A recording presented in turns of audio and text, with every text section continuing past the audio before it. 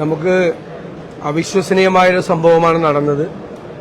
മലയാളികൾ ഉൾപ്പെടെയുള്ള നിരവധി ഇന്ത്യക്കാരുൾപ്പെടെയുള്ള നിരവധി ആളുകൾ അവിടെ ഇങ്ങനെ ഉണ്ടായ ദാരുണമായ അപകടത്തിൽ കൊല്ലപ്പെട്ടിരിക്കുകയാണ്.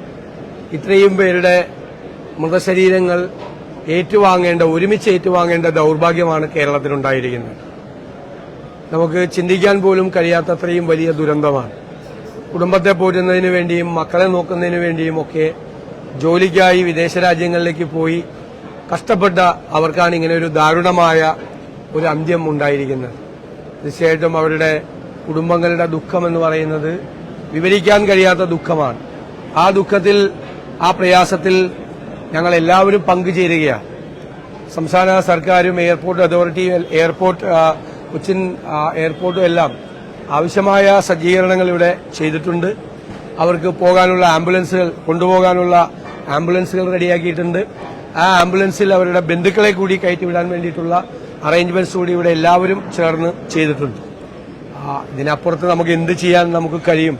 നമ്മളെല്ലാം നിസ്സഹായരായി, വേറെ ഒന്നും ചെയ്യാൻ പറ്റാത്തവരായി ആ കുടുംബത്തിന്റെ മുന്നിൽ നിസ്സഹായരായി നിൽക്കുകയാണ് നമ്മളെല്ലാവരും. വേറെ ഒന്നും നമുക്ക് പറയാൻ പോലും ഇല്ല, വാക്കുകൾ പോലും ഇല്ലാത്ത ഘട്ടത്തിലാണ് നമ്മളെല്ലാവരും നിൽക്കുന്നത്.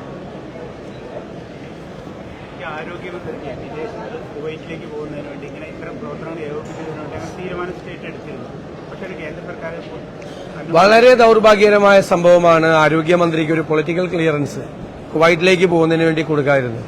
ഇത്തരം സംഭവങ്ങൾ വിദേശ രാജ്യങ്ങളിൽ ഉണ്ടാകുമ്പോൾ കേന്ദ്ര സംസ്ഥാന ഗവൺമെന്റുകളുടെ പ്രതിനിധികൾ അവിടെ ഉണ്ടാകുക എന്നത് ഏറ്റവും വളരെ പ്രധാനപ്പെട്ട ഒരു കാര്യമാണ്.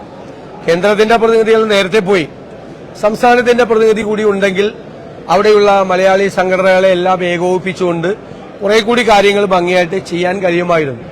അപ്പോൾ സംസ്ഥാന ഗവൺമെന്റ് അങ്ങനെ ഒരു തീരുമാനമെടുത്തപ്പോൾ വളരെ പെട്ടെന്ന് തന്നെ 1 മണിക്കൂറിനകം അവർക്ക് പൊളിറ്റിക്കൽ ക്ലിയറൻസ് കൊടുത്ത് അവരെ അവിടെ എത്താൻ വേണ്ടിയിട്ടുള്ള സൌകര്യമായിരുന്നു കേന്ദ്ര ഗവൺമെന്റ് ചെയ്യേണ്ടിയിരുന്നത്. സംസ്ഥാന ആരോഗ്യ മന്ത്രിക്ക് സംസ്ഥാന സർക്കാരിനെ പ്രതിനിധീകരിച്ച് പോകാൻ കഴിയാതിരുന്നത് വളരെ ദൌർഭാഗ്യകരമായ കാര്യമാണ്.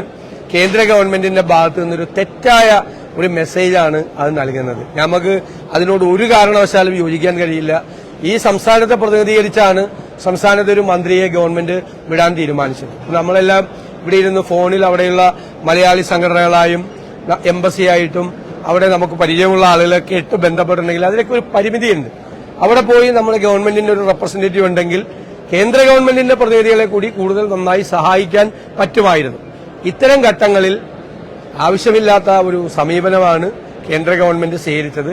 അതിനോട് ഒരു കാരണവശാലും യോജിക്കാൻ ഞങ്ങൾക്ക് കഴിയും.